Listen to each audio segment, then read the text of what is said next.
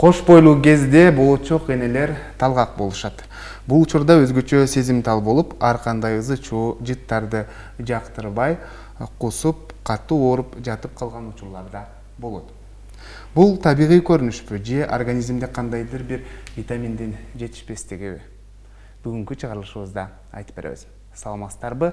Бул Ден соолук программасы ЛТР телеканалында. Аны мен Сейит Амираев алып барам. Ардактуу көрүүчүлөр, бүгүнкү чыгарылышыбыздын темасы COVID-19 илдети кош бойлуулар үчүн кооптуубу деген. Эгерде дал ушул тема боюнча сиздерде кандайдыр бир суроолор болсо, сөзсүз түрдө байланышка чыксаңыздар болот. Байланыштын телефондору 032 22 код аркылуу 557 32 жана ошондой эле WhatsApp номери дагы иштейт 0508 87 88 97 номер. Анда студиянын кадырлуу коногун мен сиздерге тааныштырсам. Гүлбара Кенжебаева Ош областар аралык бириккен клиникалык ооруканасынын төрөт стационарынын башчысы, медицина илимдеринин кандидаты. Саламатсызбы? Студиябызга кош келипсиз. Рахмат. Эң алгач айтсаңыз, азыркы пандемия учурунда кандай иш алып барып жатасыздар? Саламатсыздарбы, урматтуу көрөрмандар.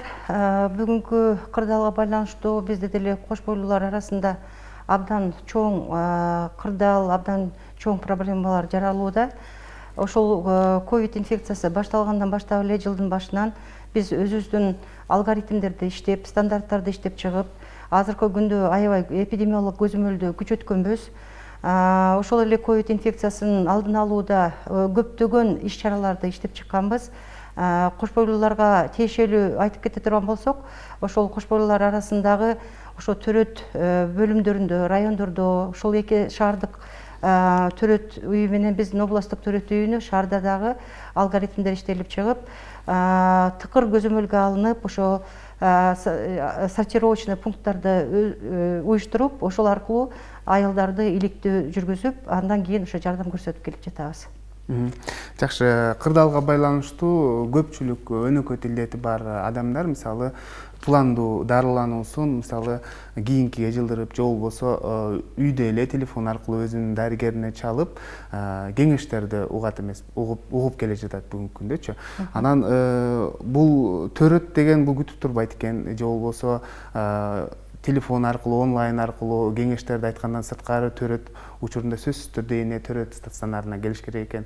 Сиздер биз билгенден түштүк аймагын тейлейсиздер да. Бул жаатта иш алып баруу кандай болуп жатат? Анан аймактардан сиздерге келип жатабы азыркы учурда? Албетте, туура белгилеп кеттиңиз, Сейит мырза. Чынында өнөкөт оорусу менен кош бойлууларды дагы биз унутпашыбыз керек. Бир эле ковид инфекциясы менен алек болбостон, бизге азыр Ош областтар аралык төрөт үй болгондуктан бизге ошо башка областтан дагы жана райондордон дагы оор акыбалдагы өнөкөт оорулары менен кош бойлууларда кандайдыр бир кабылдоого учурап калган болсо, ошолордун баарын тейлеп жатабыз.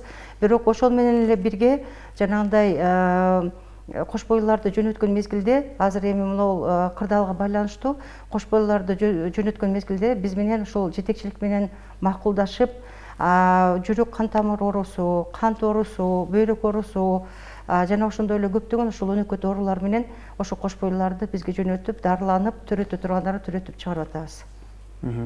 Жакшы, мурдага салыштырмалуу кандай? Же ал жакта мисалы аймактарда дагы өздөрүндө мүмкүнчүлүк барбы? Бүгүнкү күндө шарттар түзүлдүбү деген? Ооба.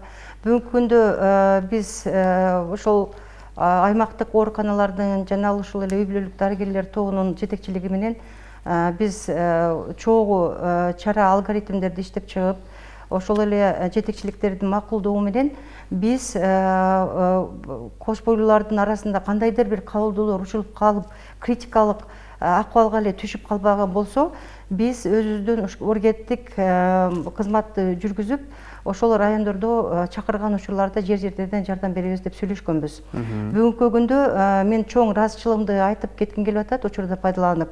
Ошол аймактагы иштеген райондук медицина кызматкерлери дагы бизге абдан зор салымын кошуп атат.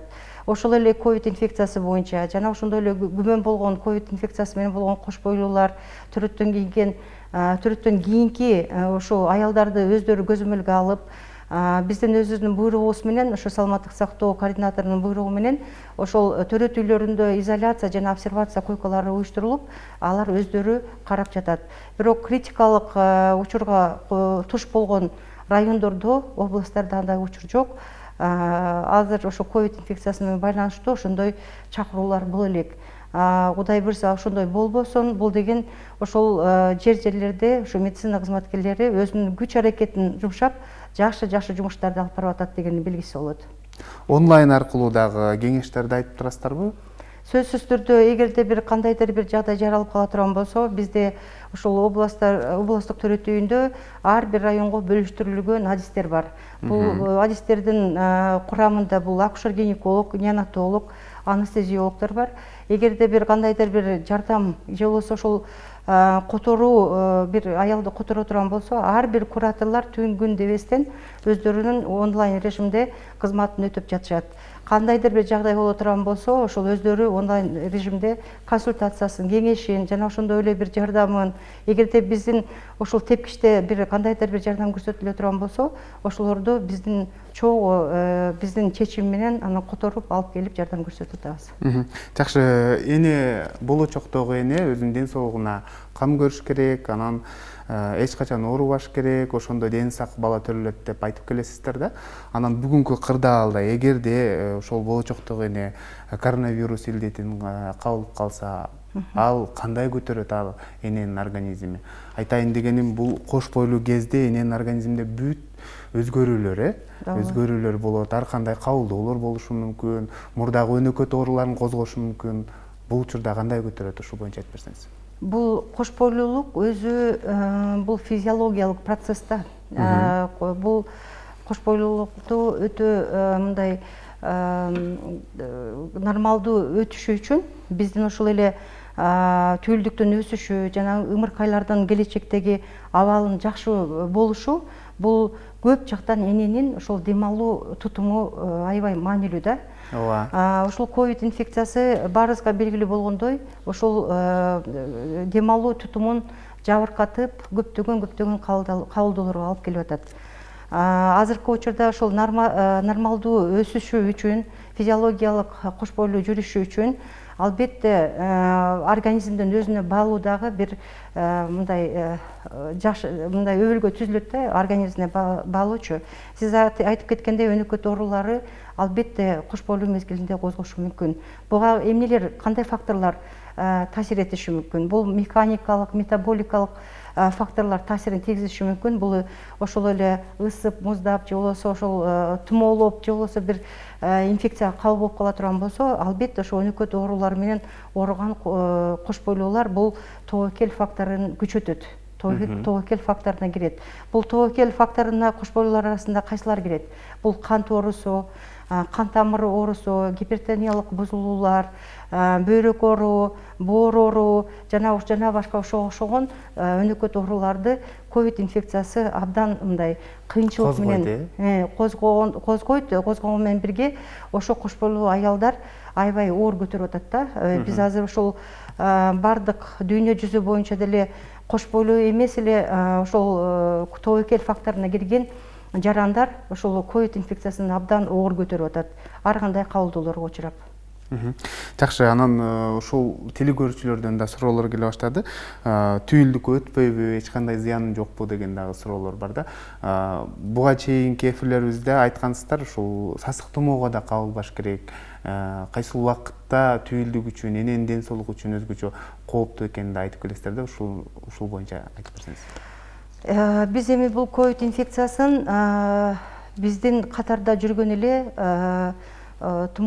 простудный оору дегендей, мындай тумоо болуп ооруган грипп оорусу сыяктуу эле ошондой эле биз менен катарда жүрө турган инфекция болуп атат. Ошол мезгилде мисалы үчүн ушул балага жугуу процесси, ошол эненин курсагында жатканда балага жугуу бул инфекция катталган жок бул дүйнө жүзү боюнча. Бул жерде көптөгөн изилдөөлөр жүргүзүлгөн. Ошол эле баланын соосу амнион суюктугунан жана ошол эне сүтүнөн жана ошондой эле баягындай адамдан бөлүп чыгара турган биологиялык суюктуктардан изилдегенде ал жерде инфекциянын эме инфекциянын болушу тастыкталган жок. Ошондуктан мындан эч кандай коркпош керек. Энеден балага эненин карынында бул өтпөйт. Бул бир эле фактор, бул төрөлгөндөн кийин бул жанагы контакт болгон учурда гана болуп калышы мүмкүн да. Ошол эле эне бала гигиенаны сактабай, колун жуубай, же болбосо баягындай чөчкүрүп, же болбосо жөтөлүп, же болбосо катуу дем алганда, ошол дем алуу системасынан гана балага контакт жолу менен гана жугуу бул практикада кезигишип атат. Ошондуктан мунун алдын алуудагы мен токтолуп кетем, кандай кылып ошонун алдын алыш керек балага жуктурбоодо. Анан эми жана сиз айтып кетип аткан баягы балага таасири, түүлдүккө таасири, бул негизинен 6 жумалык кош бойлуулукта же болбосо алгачкы ошол сроктордо 4 жумалык сроктордо эгерде катуу температура болуп, деги эле ковид инфекциясы эмес, башка эле инфекцияда ошол температура болуп, организмде бир катуу бир өзгөрүүлөр боло турган болсо, чынында түүлдүктө бир кандайдыр бир өзгөрүүлөр болушу мүмкүн. Ошондуктан эгерде бир инфекцияга дуушар болуп, бир ушундай алдын алуу балада ушундай бир патология болуп калды, болбой калды деп аныкташ үчүн 18-22 неделинде сөзсүз түрдө УЗИден мындай тыкыр көзөмөлдө болуп УЗИде өтүш керек да. Жакшы, жогоруда айткандай, ушул кош бойлуу кезинде эненин деми кыстыгат, дем алуусу улам бала чоңойгон сайын дем алуусу кыйындай баштайт. Ошол эле учурда кан басымы дагы бир калыпта болбой калышы мүмкүн. Анан дагы башка оорулар жаралышы мүмкүн да. Бул учурда мисалы сиздерге келет да бейтаптар. Анан кантип аныктайсыздар, чындыгында эле ушул ковид инфекциясына кабылбады деп кантип аныктайсыздар? Себептен да келип текшерилгенде мисалы дене табы да көтөрүлүп кетиши мүмкүн, дагы башка болушу мүмкүн да. Анан айрыкча сиздерге ушул аймактардан көбүнчө ушул оор кош бойлуулукту оор өткөрүп жаткан энелер кайрылат да, ушул боюнча айтсаңыз. Негизинен ошол ковид инфекциясынын алдын алууда бул ошол ковид инфекциясы барбы жокпу деген үчүн биз ошол сортировочный пункттарды уюштурганыбыз жөн болгон жок. Бизде ар бир ушул мекемелерде ошол ковид инфекциясына скрининг жүргүзүп турабыз. Бул скринингде бул алгачкы ошол ковид инфекциянын белгилери. Бул жөтөл, температура, же болбосо чөчкүрүп, мурду бүтүп калып, же болбосо бир тамагы ооруп, кандайдыр бир белгилери боло турган болсо, сөзсүз түрдө биз аны изоляцияга алып, эң эле алдыңкы биздеги ушул ковид инфекциясы барбы деген бул ПЦР анализи болот. ПЦР анализин алып, ПЦР анализинин жыйынтыгы менен гана биз ковид инфекциясы барбы жокпу деп тастыкталабыз. Азыр ар бир келген бейтаптан ушул ПЦР анализин аласыздарбы, же болбосо кимде мисалы шектенсеңиздер, ошол эле шектүү гана кош бойлуулардан алынат ПЦР анализи. Мен жогоруда айткан ошо симптомдор болсо, ошол эки симптомдон жогору болсо, же температура, жөтөл, же болбосо бир тамак оору боло турган болсо, ошол эки симптомдон жогору турган гана кош бойлуулардан, ошол шектүү аялдардан гана алынат ПЦР анализи. Анан бизге маалым болгондой, негизинен ошол ковид инфекциясы кээде эч кандай белги бербей эле өтүп, ошол бейтап башка бирөөгө алып жүрүүчү болуп калууда деген ушундай маалыматтар бар да. Кош бойлууларда да ушундай болушу мүмкүнбү, эч кандай белги бербей? Ооба, бул аябай жакшы суроо бердиңиз, Сейит мырза. Чынында организм канчалыкка инфекция көтөрүп жүргөн адам менен канчалыкка көп контакт болду. Канчалыкка дегенге ошол мындайча жалпак тил менен айтканда вирустун канча дозасы организмге кирди. Ошого жараша болот симптомдору биринчиден. Экинчиден организмдин иммунитети күчтүү болуп, эгерде бир белгисиз мындай белгилери болбой туруп, симптому жок учурларда көп кезигип атат да. Бирок алардын алдын алып, симптому жок учурларда бул да ковид бар жок деп биз эч кандай аныктай албайбыз. Биз ошол симптомуна таянып, анализдерди тастыктап туруп гана ковид инфекциясын кое алабыз. Ошол эле учурда бир ошол үй бүлө мүчөлөрүнүн бирөө жарым ооруп кала турган болсо, ошол эле кош бойлуу аялга болобу же башка үй бүлө мүчөсүнө болобу жугуп калган болсо, ал жанагындай инфекцияны алып жүрүүчү гана болуп эсептелип калат, бирок эч кандай клиниканы бербеши мүмкүн. Жакшы, ардактуу телекөрүүчүлөр, бүгүнкү тема боюнча эгерде сиздерде кандайдыр бир суроолор болсо, сөзсүз түрдө байланышка чыксаңыздар болот. Байланыштын телефондору 032 код аркылуу 55732 жана ошондой эле WhatsApp номери дагы иштейт 0508 87 88 97 номери. Телекөрүүчүдөн суроо келиптир, саламатсыздарбы? Ковид инфекциясынан кабылган кош бойлуу энелерди кайсыл жерде карап жатасыздар деген суроо келиптир да. Бүгүнкү күндө биздин шаарыбызда шаардык төрөтүү үйүнүнүн кызматкерлери менен уюштурулган инфекциолог госпиталь бар. Инфекциолог госпиталь бул эски шаардык больницасында, ооруканасында уюштурулган. Андан сырткары баягы күмөн болгон, обсервацияга муктаж боло турган кош бойлуулардын баардыгы шаардык төрөтүү үйүндө бөлүмдөр уюштурулган. Ошол жерде көзөмөлдөө жүргүзүлүп турат. Негизинен мына ушул кош бойлуу кезинде сиздер төрөткө чейин деле ушул гинекологиялык бөлүмүңүздөр бар, ал жерде дагы жатып дарыланат дегендей да. Мисалы, бул ковид инфекциясынан да сырткары, мисалы башка оорулар дагы, сасык тумоо, айталы, жөнөкөй эле сасык тумоо да жугуп калышы мүмкүн да. Мына ушундай илдеттер да бири-бирине жукпаш үчүн шарттар түзүлгөн бүгүнкү күндө. Албетте шарттар түзүлгөн. Бизден эле башка мекемелерде эле бизден дагы ошо төрөтүү үйүндө кош бойлуу бөлүмүндө изолятор палаталарыбыз уюштурулган.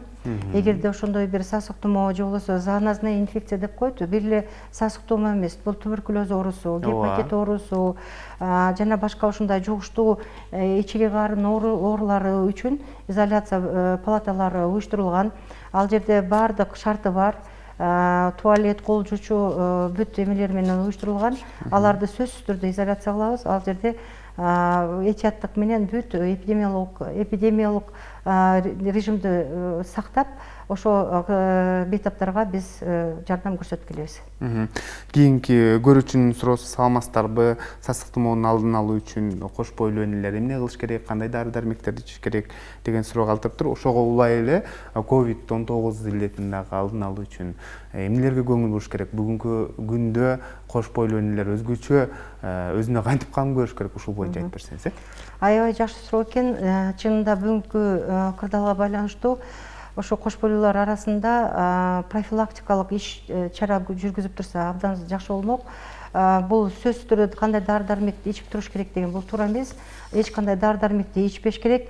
Өзүнүн ошол анализине таянып, эгерде бир анализдеринде бир өзгөрүү боло турган болсо, мисалга алсак аз кандуулук же болбосо бир кайерде бир ооруган, бир жанагындай жабыркап калган, воспаление болуп калган ушуларда гана дары-дармектерди кабыл алыш керек.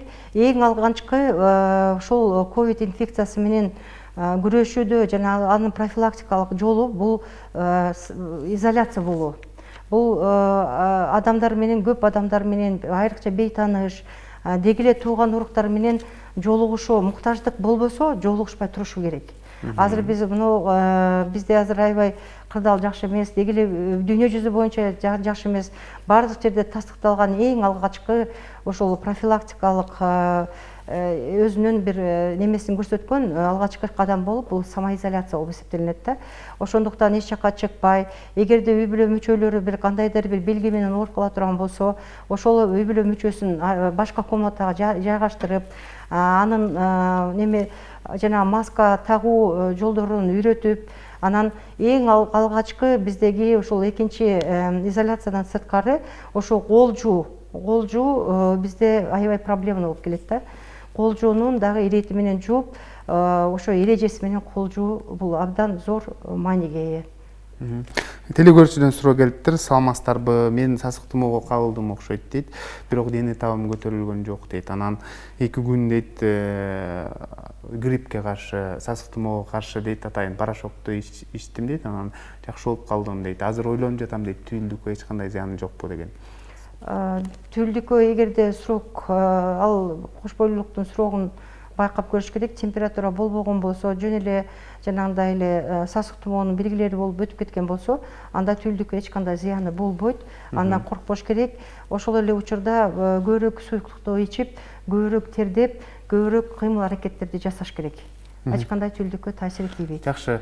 Пандемия учурунда азыркы тапта маалымат аябай бат тарап жатат. Бул бир чети жакшы десем болот, элдер кабардар болуп турат. А бир чети болсо, сиз жогоруда айткандай, улгайган адамдар, өнөкөт илдети барлар, ошол эле учурда кош бойлуу энелери, алар кээ бирлер эми мүнөзүнө карайт экен да, жүрөгүнө жакын кабыл алып, анан өзү билбей эле стресске түшүп, ар кандай психикалык жабыркоолорго туш боло берсе, мындай учурдагы кош бойлуу энелер үчүн өзгөчө кооптуу болсо керек. Туура айттыңыз. Ошол паникага алдыруу жана ошондой эле стресске түшүү бул эң жаман көрүнүш.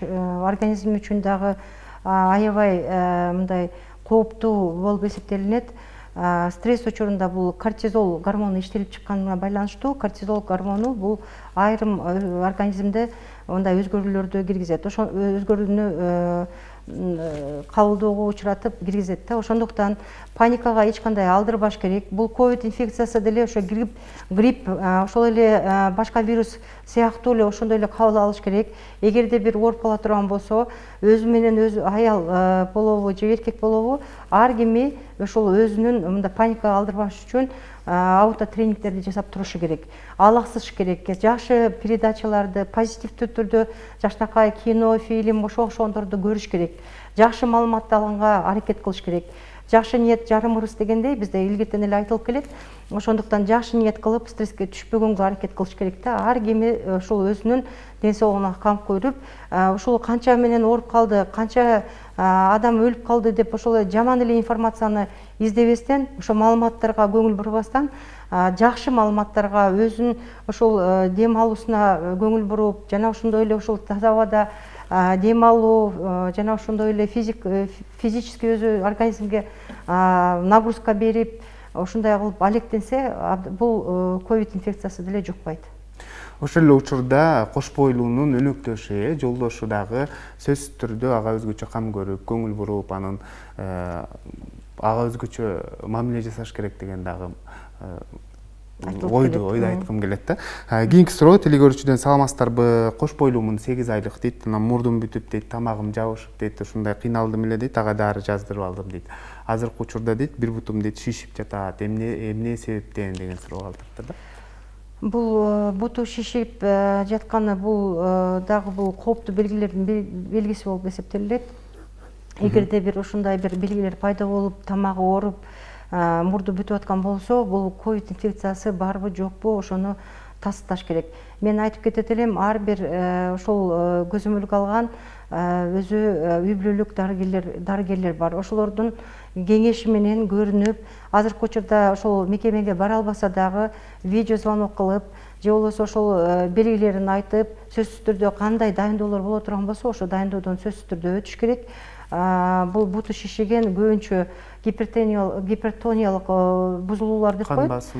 Кан басымы көтөрүлүп, анан заарасында белок пайда болуп, ошо анан шишик пайда болот да. Ошонун алдын алыш үчүн сөзсүз түрдө үй бүлөлүк дарыгериңизге кайрылып, дайындоолорду аткарып, ошо жараша жумуш алып барыш керек. Анан кош бойлуу энелер менен мисалы жүргөндө көп нерсе угуп калам да, мисалы бардыгы эле ушул көбүрөөк бассам бутум шишип калат деген айтышат да. Бул дагы ушул оорубу же болбосо физиологиялык түзүлүш ушундай болобу? Бул физиологиялык эле көрүнүш. Себеби дегенде ошо кош бойлуу жатын чоңойгондон баштап ошол биздин бутубуздагы ошол жамбаш сөөктөн ылдый, ошол застой деп коет да, застойный явлениялар башталат. Бул кан тамырлардын эми айлануусу жакшы болбосуктан, айрыкча баягы постоянно басып, көбүрөөк басып жүргөндө бул шишик пайда болот. Бирок бул шишик ошол жатып, же болбосо бир өзүнө нагрузка келтирбесе, өзү жоголуп кеткен, бул физиологиялык көрүнүш. Бирок эгерде ошол шишик кайтпай турган болсо, ошол эле биздин жанагы аскандуулук оорусунун дагы кесепетинен болушу мүмкүн. Аскандуулук оорусунан дагы көп аялдар шишийт. Ошондуктан анализин карап, текшерип көзөмөлгө алыш керек. Кош бойлуу учурунда кооптуу белгилер кайсылар? Кандай учурда дарыгерге батыраак кайрылган дурус? Себеп дегенде, убакыт өтүшү менен ушул эненин ден соолугуна, болочоктогу наристенин ден соолугуна дагы доо кетип калышы мүмкүн. Кооптуу белгилер болуп, бул эки бөлүнөт. Бул түйүлдүк тарабынан, экинчиси ошо эненин ден соолугу тарабынан. эненин десолугу тарабынан бул жанагы биз белгилеп кеткендей давлениянын көтөрүлүшү, температуранын көтөрүлүшү, азыркы мына ковид инфекциясына байланыштуу симптомдору, анан шишик болуп калса, же болбосо ошо зарасында белок болуп пайда болуп калса, же өнөкөт оорусу козгоп калса, бул ошолордун баардыгы ушул кооптуу белги деп эсептелинет.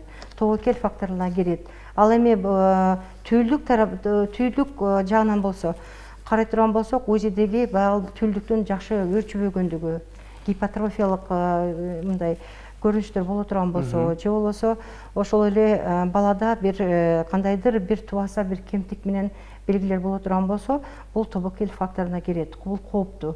Ошондуктан сөзсүз түрдө ушундай белгилер боло турган болсо, сөзсүз түрдө өзүнүн үй бүлөлүк дарыгерине кайрылышы зарыл. Саламатсыздарбы, кош бойлуумун 8 жумалык дейт. Анан азыркы күндө дейт тамагымда дейт какырык пайда болуп ушундай кыйналтам дейт да. Бул мен үчүн балага дагы зыян келтирип койбойбу деп ойлонуп жатам. Башка белгилер болбосо, жөн эле какырык мындай чыгып аткан болсо, бул жаман эмес. Бул наоборот какырык бул жанагы болгон факторлорго адамга болгон реакциясы. Эгерде ошол какырыгы жакшы чыкпай аткан болсо, бул жанагы өзүнүн неме дары-дармеги болот, какырыкты жумшартып чыгара турган. Ошо дарылар менен же болбосо ингаляция жасап, ошо какырыкты чыгарганга аракет кылыш керек.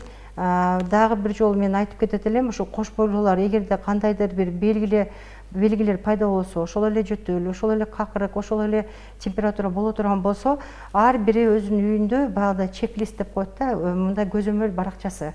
Ошо көзөмөл баракчасын түзүп алса абдан жакшы болмок. Ошол мисалы үчүн бүгүнкү 15 июлда мени саат канчада эмне кандай белги, кооптуу белги мени мындай тынчымды алды. Мисалы үчүн ошо температура болобу, тамак оору болобу, канча саатта пайда болду, ошондо пайда болгон учурда температура болдубу, температурасын өлчөп, пульсун эсептеп, ошондой бир мындай көзөмөл баракчасын түзүп алса абдан жакшы болот.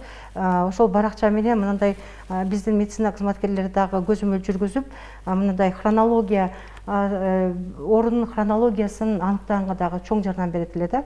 Ошондуктан бизге да кош бойлуулар жардам бериш керек. Ар бир ошо көзөмөл баракчасын жүргүзүп туруш керек. Жакшы, саламатсыздарбы? Бала эмне себептен дейт кемтиги менен төрөлүп калат деген суроо калтырыпты да. Негизинен бала тубаса кемтик менен төрөлгөн учурлар булар вирус инфекциясынын негизинде болот. Вирус инфекциясы дагы бул жанагы курч мезгилинде, эгерде кош бойлуу мезгилинде пайда болсо, сөзсүз түрдө ошондой кемтик менен төрөлүшү ыктымал. Бул алгачкы эле ошол 6-4 жумалыгында ошондой организмде бузулуулар болсо, ошондо гана кемтик төрөлүшү мүмкүн баладачы. Ошол себептен эгерде бул биринчи эң алгачкы эмеси бул инфекция болуп эсептелинет. Вирустук инфекциялар булар көп балада тубаса кемтиктерди алып келет. Жакшы. Азыр биз сөз кылып жаткан ковид инфекциясы менен дагы төрөгөн учурлар болду да. Ооба. Бул учурда балага зыян тийбедиби? Себептен да бул дагы вирустук оору эмеспи? Мен жана жогоруда айтып кеткендей, ошол эненин курсагынан балага жуккан учуру катталган жок дүйнө жүзү боюнча. Бирок бизде ошол шаарыбызда ошол балага жуктурулган учурлар болду. Төрөттөн кийин ошол ковид инфекциясы менен жабыркап ооруп, же болбосо контакт болуп калган учурларда ошо балага жуктуруу процесси төрөлгөндөн кийин 2 жумадан кийин, 4 жумадан кийин белгилери пайда болду. Бирок ошол ковид инфекциясы боюнча ымыркайлардын арасында ковид инфекциясы менен бир аябай чоң бир кабылдоого дуушар болуп, же болбосо бир ооруп калган ымыркайлар арасында учур кездешкен жок. Бирок биз ПЦР анализ алганда гана тастыкталган диагноз болуп калган. Ошондуктан дагы бир жолу ошол ар бир жаранга кайрылып кетет элем. Эгерде ушундай бир төрөттөн кийинки кош бойлуулар үйүндө болуп кала турган болсо, ошолорго аяр мамиле жасап, аларды бир башка бөлмөгө бөлүп, анан кийин биз айтып атпайбызбы, баягы дистанциялык аралыкты сактоо менен ымыркайга жана ошол эле төрөттөн кийинки аялга ошо дистанциялык аралыкты сактап турса, абдан чоң жакшы нерсе болот эле да. Жакшы, маегибизге бир аз тыныгуу жарыяласак, азыр болсо дал ушул тема боюнча даярдалган видео материал бар. Жалпыбыз биргеликте көңүл бурсак, андан соң кайрадан жолугушабыз. Баламдын ден соолугу чың болуп чоңоюшун чын жүрөгүмдөн эңсейм. Анын өрчүп, өнүгүп, күчтүү жана акыл эстүү өсүшүн каалайм. Бул эң негизгиси. Билем, жөн эле кыялдануу менен иш бүтпөйт. Андыктан кош бойлуу экенимди билерим менен доктурга кайрылдым. Азыр анын кеңештерин аткарып жатам.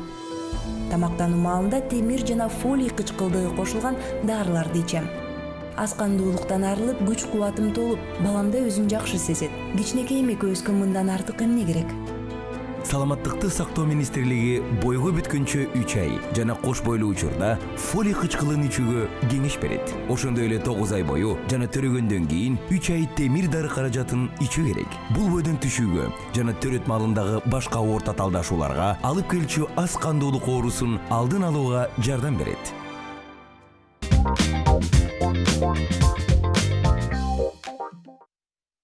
Сиздер ден соолук программасына ортоктош болуп жатасыздар. Ырдактуу теле көрүүчүлөр, бүгүнкү чыгарылышыбыздын темасын эске салсак, COVID-19 кош бойлуулар үчүн кооптуу эмеспи деген теманын алкагында маектешип жаткан кербезибиз. Эгерде сиздерде да суроолор болсо, сөзсүз түрдө өзүңүздөрдүн оюңуздар менен маегибизге кошулсаңыздар болот. Теле көрүүчүдөн суроо келген. Саламатсыздарбы? 3-4 жума кош бойлуу болгонума 3-4 жума болгондо дейт, сасык тумоо менен оорудум. Ал дейт гайморитке айланды дейт. Анан дарыландым дейт да. Азыркы учурда 3 айлык кош бойлуумун, бала үчүн кооптуу болбодубу деген суроону калтырды да. Анан мындай учурда мисалы ойлонуп калат да. Эне анан эмне кылыш керек, кандай текшерүүлөрдөн өтүп койгон дурус? Албетте алгачкы мезгилдерде кош бойлуунун ушул балага таасири болбойбу, физикалык болобу же болбосо жанагындай функционалдык болобу бизге аныкташ абдан кыйын болот. Ошондуктан эгерде 3 айында ооруп ушундай боло туруп, бир балада бир бузулуулар болбош үчүн жанагындай бир баланын башка органдарына таасир тийгизбеш үчүн биз сөзсүз түрдө ушул протоколдо көрсөтүлгөндөй 18 жумадан 22 жумалыкта сөзсүз түрдө ушул УЗИ баланын органдарын көрүп коюу ыктымал да. Бул жерде эгерде бир кандайдыр бир таасир тийгизе турган болсо, органдардагы баланын сөзсүз түрдө таасири тийгизип калса көрүнөт УЗИдечи. Ошондуктан 18-22 жумалыгында сөзсүз түрдө УЗИден өтүп койсоңуз жакшы болот. Жакшы. Саламатсыздарбы? Кош бойлуумун дейт. 5 ай болгондо дейт, аябай сасык тумоо менен катуу ооруп дейт, жөтөлдүм дейт да, антибиотиктерди кабыл алдым дейт да. Бул учурда балага зыян тийбейби? Антибиотик азитромицин иштим дейт да. Бул да күчтүү антибиотик. Бул азыр бизде популярдуу болуп калды да, ошол кандай оору болсо, сасык тумоо болобу, кандай бир белги болсо эле дароо эле алып антибиотик баштап иштеп ичип аткан. Бул эң туура эмес жагдай. Антибиотиктин да өзүнүн көрсөтмөсү болот. Эгерде ошол эле антибиотикти ошол канда кандай воспаление барбы жокпу, ошого жараша анан антибиотик дайындалыш керек. Эгерде 5 айында ошол сасык тумоо болуп антибиотик ичип койгон болсо, балага эч кандай таасири тийгизбейт. Азитромицин бул 3 эле күн ичилет. Балага андай эле мындай коркунучтуу дозасы жетпейт. Ошондуктан камтама болбош керек. Жакшы тамактанып, жакшы дем алып, ушул баардык көңүлдү ушу баланын өсүшүнө жана өзүнүн ден соолугуна көңүл буруш керек. Көрсөтмөлөр бар деп калдыңыз да. Эгерде сасык тумоого кабыла турган болсо, мисалы антибиотикти кандай көрсөтмөлөрдү байкаганда ичиш керек? Анализ тапшырыш керекпи? Ушул боюнча айтсаңыз. Антибиотиктерди сөзсүз түрдө бактериалдык бир инфекция тастыкталганда гана дайындаш керек. Бактериалдык инфекцияны аныкташ үчүн бул ошол эле анализдерди мазок тапшырыш керек. Эгерде бөйрөк системасы жабыркаган боло турган болсо, ошол саарасын бактериалдык изилдөөгө бериш керек. Эгерде ошол эле дем алуу органдары жабыркаган боло турган болсо, какырыкты бактериалдык изилдөөгө бериш керек. Эгерде ошол бактериалдык изилдөөлөрдө жанагы микроорганизмдердин көбөйүп өрчүп кеткен колониясы көрүнүш болсо, анан гана антибиотик дайындалышы керек. Андан сырткары ошо воспалениянын кандын да билсек болот. Мисалы үчүн ошол эле лейкоциттердин көбөйүп, нейтрофилдердин көбөйүп кетиши жана С реактивный белок деп коет да, ошол белокту дагы көзөмөлгө алып, анан ошого эгерде ошолордун баардыгы тастыкталып, ошол эле бактериялык инфекция бар десек, ана антибиотиктерди ичиш керек. Жакшы, телегөрүүчүдөн суроо келиптир, саламатсыздарбы? Курсактагы бала дейт, канча убакыттан кийин дейт кыймылдаш керек? Анан күн сайын кыймылда болуп туруш керекпи? Ошо курсактагы бала кыймылдабай калган учурда дагы сиздерге кайрылыш керекпи? Ушул боюнча айтсаңыз. Аябай жакшы суроо берилди. Курсактагы бала 18 жумалыгынан баштап кыймылдай баштайт. Кыймылдаганда дагы баягындай кыймылдарын айрым кош бойлуулар сезбей калышы мүмкүн. Бая балык сууда сүзгөндөй ушундай бир неме болот да, сезим болот да, ошондой кыймылдарды мындай аңдап туруш керек. Негизинен баланын кыймылы орто болуш керек. Өтө тез кыймылдаганда баладагы бир кооптуу белгилер болуп калышы мүмкүн. Ошондуктан кыймыл аракет эгерде ошо баланын курсактагы кыймылдашы 8 жолу кыймылдаш керек да, өзү нормадачы. Бала оодарылат, башка өзүнүн жакшы бир мындай положениясын таап алганга чейин ошо бала кыймылдап туруш керек. Эгерде баланын кыймылын сезбей кала турган болсо, сөзсүз түрдө өзүнүн ошол дарыгерине кайрылып, ошол эмне себептен кыймылдай албай атат, баланын ошол жүрөгү жакшы иштеп жатабы, кыймыл аракети барбы, ал үчүн УЗИ жатын УЗИ кылыш керек. Жакшы, саламатсыздарбы? Кош бойлуу кезинде гинеколог жазган дары-дармектерди иче албаймын дейт да, ичсем көңүлүм айланат дейт. Бул сөзсүз түрдө ичишибиз керекпи? Жогоруда видео сюжеттен да көрдүк. Эгерде наристенин ден соолугун ойлойм десеңиз, өзүңүздүн ден соолугун ойлойм десеңиз, анда мына ушул дары-дармектерди ичип туруп бул талапка ылайык деп айтылды да. Ушул боюнча айтсаңыз. Сөзсүз түрдө бул азыр рекламада айтылып кеткендей темир дарысын жана ошондой эле фолий кычкылын ичип туруш керек. Себеби дегенде бул фолий кычкылы бул туаса кемтик ооруларын, баягы нерв трубкасынын бузулушуна жол бербейт, туаса кемтиктин алдын алат. Ал эми темир кычкылы бизде мына айрыкча мына түштүк регионунда, биздин ошол эле Ош областында ошол темир жетишсиз аскандуулук аябай көп. Ошол кош бойлуулардын арасында 60% ушул орунду ээлейт. Ошондуктан иче албаганы жаман даам, чындап ошол темир препараттары бул оозуна жаман даам келтирип, анан кийин ошол себептен иче албашы мүмкүн. Ал үчүн ошо тамактан кийин 2 сааттан кийин ичсе, бул даамды сезбейт, анан оңой көтөрөт да организм. Ошондуктан бул темир препаратын жана ошол фолий кычкылын сөзсүз түрдө жеп туруш керек. Маалымат булактарын карай турган болсок, соңку убакыттарда энелердин саламаттыгы начарлап кетти деген маалыматтар аябай көп айтылып атат да. Аскандуулук менен жүргөндөр көп, ошол эле учурда бөйрөк ооруларына кабылгандар жана башка да. Бүгүнкү күндө дагы мына ушундай учурлар катталуудабы? Анан ошол энелерге эмне деп кеңеш айтат билиңиз? Мен жана айтып кеткендей, ошол деги эле биздин Кыргызстаныбызда ошол темир жетишсиз аскандуулугу 60%-ды ээлеп атпайбы? Ошол себептен бул аскандуулукка биз кош бойлуу мезгилинде албетте ошо балага дагы энеге дагы мындай талап күчөтүлөт, организмге керектелет. Ошондуктан бул физиологиялык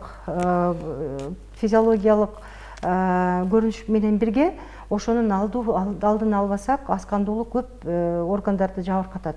Ошол эле аскандуулук бул ошол гемоглобиндин төмөндөшү менен бирге ошол эле органдарды жабыркатканы менен ушул гемоглобин биз үчүн бул кислородду жеткизип бере турган бул элемент болуп эсептелет да, кандын составындагы. Ошондуктан эгерде аскандуулук болуп кала турган болсо, ошол эле бөйрөк ооруну күчөтөт, башка өпкө жүрөк ооруларын дагы күчөтөт. Ошондуктан алдын алууда эң алдын туура тамактануу. Азыр мына жай мезгилинде жашылчалар, мөмө жемиштер аябай мындай сатып алса болот, жесе болот. Ошол мөмөлөрдү, жашылчаларды көбүрөөк колдонушу керек. Ошондой эле жанагындай препараттарды, дайындаган препараттарды жеп турушу ыктымал, жеп турушу зарыл да. Жакшы. Мына ушул кош бойлуу кезде көрсөтүүнүн башында айттым, кош бойлуу энелер талгак болот да. Мына ушул талгактын дагы катуу өтүшү, ооруп жатып калуу бул организмде бир витамин жетишпестигиби же болбосо бул табигый көрүнүш деп түшүнсөк болобу? Бул талгак оорусу бул табигый көрүнүш болбош керек. Бул да патология. Бул токсикоз деп коет. Бул кош бойлуулардын токсикоз оорусу. Бул бир органда бир кандайдыр бир бузулуулар бар. Ошонун негизинде организмде болгон бул реакция да. Ошондуктан эң эле алгачкы ошо талгак оорусу бул ошо ичеги карын оорусу. Ошонун алдын алышы керек. Бул гастрит оорулары, ошол эле энтероколит оорулары, жана ошондой эле боор оору, ошолордун баардыгы ошол талгак оорусуна алып келет да, талгак деген. Бул кусуп, 5-6 жолдон көп кускан, же болбосо ошол эле алды куруп жатып калган, бул жакшы көрүнүш эмес. Мунун да алдын алыш керек, тиешелүү адистерге көрүнүшү керек. Эгерде ошо ичеги карын оорунуу боло турган болсо, консультация алып, ошонун дары дармеги болбосо дагы ошонун профилактикалык кандай жолдору бар, ошонун алдын алып, кеңеш алып, ошол жаатта бир жакшы жумуш алып барыш керек. Демек, кош бойлуулук жеңил жакшы өтүшү үчүн сөзсүз түрдө эне алдын ала текшерилип, анан пландап туруп кош бойлуу болгон бул дурус десек болот экен да. Жакшы, телегөрүүчүнөн суроо келиптир, саламатсыздарбы? Кан басым көтөрүлүп, 160-га 100 болуп атат дейт. Анан дарыгерлерге кайрылсам дейт, кан басымын түшүрүп, анан тоого чакыруучу дары дармек берип, анан төрөтөбүз деп айтты дейт да. Ошол боюнча айтып берсеңиз. Эмне себептен, кандай учурда мына ушу тоого чакыруучу дары дармек берилет? Бул азыр айтылып аткан кош бойлуу гипертониялык бузулуулардын келип чыккандагы жыйынтык болуп атат. Бул гипертониялык оорулуулар, кош бойлуулар бул аябай кооптуу. Ошондуктан бул биринчи алгачкы ирет бул ошо кош бойлуу организм ошол кош бойлуулукту көтөрө албай аткан белгиси болот. Мунун эң эле алдыңкы ошол профилактикасы жана ошол давленияны түшүрүп, ошол азыркы болуп аткан кабылдоодон жакшы болуп кетиши бул баланы төрөтүп алыш. Баланы төрөтүп алгандан кийин гана бул өзүнүн мурунку калыбына келип нормалдашып калат. Ошол себептен кош бойлуулукту төрөт жолдорун даярдоодо ошол биздеги дайындалган ушул кош бойлуулар толгону чакыра турган дары дармектерди ичип 160-100 болуп аткан болсо бул аябай кооптуу. Ошондуктан дарыгерлердин көрсөтмөсү менен эртерээк төрөтүп алыш керек. Жакшы, саламатсыздарбы? Кош бойлуумун 4 айлык дейт, анан 2-3 күндөн бери дейт тахикардия болуп атам, кандай кеңеш бересиз деген суроо калды. Тахикардия дагы бул эң алгачкы ушул бир бузулуулардын белгиси болуп эсептелинет. Бул биринчи очередте бул аскандуулук. Аскандуулук канчанчы даражадагы аскандуулук бар. Эгерде оор аскандуулук боло турган болсо сөзсүз түрдө тахикардия берет. Экинчи ирет бул жанагы богок оорусу, зоб деп коебуз го. Ошол щитовидная железа, ошо богок безин текшерүү зарыл. Бизде да ошо йод жетишпегендигинен ошол бизде көп ошол эндемический зоб оорусу менен көбү жабыркайт. Ошондуктан ошол гормондорду тапшырып, ошол гормону щитовидная железа деп коет, ошо гормонду тапшырып көрүш керек. Эң алгачкы ошол анализин, кандын анализин составын көрүп, гемоглобиндин деңгээли кандай экенин ошону көрүш керек. Жогоруда айттыңыз да, дарылоо боюнчачы, анан сасык тумоо сөзсүз түрдө 3 айга чейин сасык тумоо болбой турган жакшы өзүнө кам көрүш керек дейт да. Анан бул учурларда ушул биз бүгүнкү күндө сөз кылып жаткан коронавирус илдетине же болбосо сасык тумоого кабылып калса, кандай дары дармектерди бересиздер?